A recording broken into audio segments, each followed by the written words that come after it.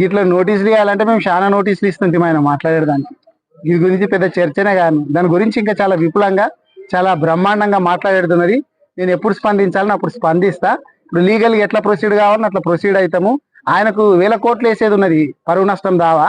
ఆయన మాట్లాడిన మాటలు కావచ్చు అని చాలా ఉన్నాయి. ఇంకా ఈ ఉడతా ఊపులకు ఇటువంటి తాటాకు చప్పులకు భయపడేటోడు ఎవరు లేడు.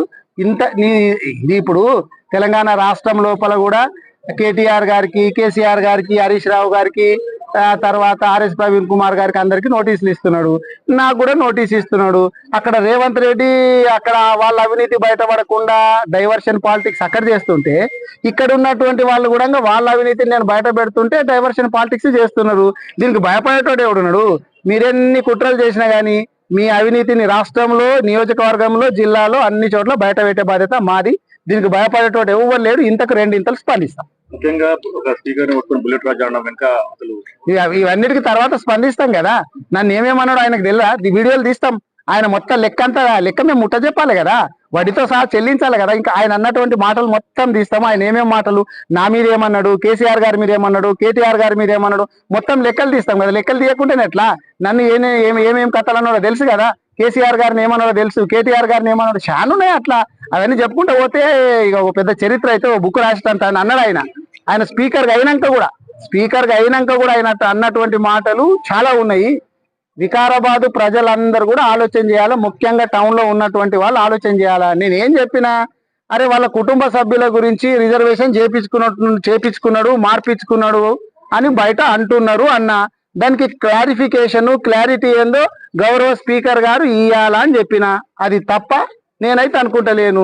ఇప్పటికి కూడా వికారాబాద్ టౌన్ లోపల సీనియర్ నాయకులు, ఏ పార్టీ వాళ్ళు అన్నా కానీ, వికారాబాద్ ఉన్నటువంటి టౌన్ లో ఉన్నటువంటి సీనియర్ నాయకులు, కాంగ్రెస్ వాళ్ళ, బీజేపీ వాళ్ళ, బీఆర్ఎస్ గారు, వాళ్ళందరూ ఏం చర్చించుకుంటున్నారు తెలుసా?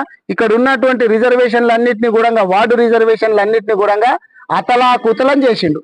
ఎవరి మీదనో ఒక్కరిని దృష్టి పెట్టుకొని, వాళ్ళిద్దరిని ముగ్గురిని దృష్టిలో పెట్టుకొని ఇక్కడ ఉన్నటువంటి నాయకులందరినీ కూడా ఘోరంగా రిజర్వేషన్లు మార్చి పడేసేస్తే వాళ్ళు ఏడ ఇలా పడాలనో నెత్తికి చేతి పెట్టుకొని కూర్చున్నారు చాలా మంది లీడర్లు, అన్ని పార్టీల లీడర్లు. మరి గింత చేసుడు అవసరమా? సీనియర్ నాయకులందరినీ కూడా, లేకపోతే గట్టిగా ఏ వార్డులు ఉన్నారో వాళ్ళందరూ కూడా ఆలోచన చేయాలా. రిజర్వేషన్లు ఈ రోజు వికారాబాద్ పట్టణంలో ఎట్లా తయారైనాయి ఆలోచన చేయాలా. నేను ఇంకొకటి ఏమన్నా, అరే ఆయన గౌరవప్రదమైనటువంటి ఒక పదవిలో ఉన్నాడు, అన్ని పదవులు వాళ్ళ కుటుంబానికేనా, వేరే వాళ్ళకు కూడా అవకాశం ఇస్తే బాగుంటది కదా. వాళ్ళ పార్టీలో కూడా పనిచేసినటువంటి వాళ్ళు చాలా మంది ఉంటారు కదా, అవకాశాలు ఇవ్వాలని చెప్పిన. బయట ఇట్లా చర్చ జరుగుతుంది అన్న, దాని మీద ఏమన్నా క్లారిటీ ఇవ్వాలని చెప్పిన. గది ఇవ్వాలా గాని ఇగో ఈయన 10 కోట్లకు పరువు నష్టం దావా చేసిండు. నేను 10 కోట్లు కట్టాలనంటే వికారాబాద్ పట్టణ వాసులందరూ ఆలోచన చేయాలా. ఈ లెక్కన పోతే ఆయన ఎన్ని వేల కోట్లు కట్టాలా బీఆర్ఎస్ పార్టీకి అనేది ఆయన్ని ఆలోచన చేసుకోవాలా. రాబోయేటటువంటి రోజులు దీన్నేం వదిలిపెట్టము. రాబోయేటటువంటి రోజుల లోపల ఇంకా చాలా లీలలు బయటికి తీసేది ఉన్నది. ఏమేమి లీలలు జరుగుతున్నాయి అనేటటువంటి ఇంకా లీలలన్నీ బయటికి తీస్తాము, చాలా తీస్తాము. ఆధారాలతో సహా మొత్తం ప్రూవ్ చేస్తాము. ఇప్పుడు డొంక కదిలిచ్చిండ్రు, కొండ మొత్తం ఇప్పుడు ఎట్లా కదులుతుందో కదిలిస్తాము. మేము వెనకపోయేటోళ్ళను గాము. మీ అవినీతి బయట పెట్టేదాకా మేము ఊరుకోము. రాష్ట్రంలో కావచ్చు, జిల్లాలో కావచ్చు, నియోజకవర్గంలో కావచ్చు.